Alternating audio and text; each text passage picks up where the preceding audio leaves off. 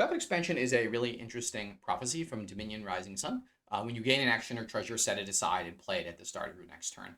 So this is really nice when adding payload or engine cards for next turn, especially during your buy phase. So you buy a village, you buy a wharf, um, you can really build up your engine for next turn.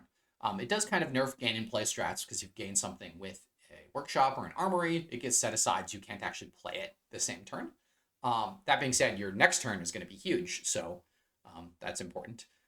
Deck tracking is really crucial with Rapid Expansion. You can save future duds with good buys. If you're tracking what's coming up, you have smithies but no villages. You can even just buy a cantrip because the cantrip played at the start of next turn will end up being a village because it didn't cost you an action to play it.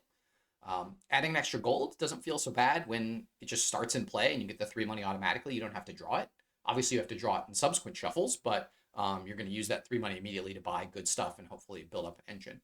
I think in general, gainers are going to go way up in value. Something like Slay, which gains 2 horses.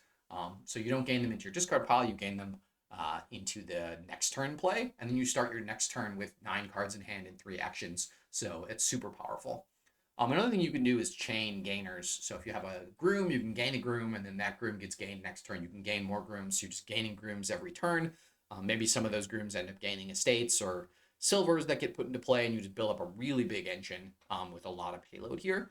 That being said, obviously you do have to eventually draw back around and find that payload. So that's the trade off there. But I think you can expect the engines to be really, really powerful on Kingdoms with Rapid Expansion, but a little bit of tricky play around when stuff occurs and not being able to actually do the same turn gain and play.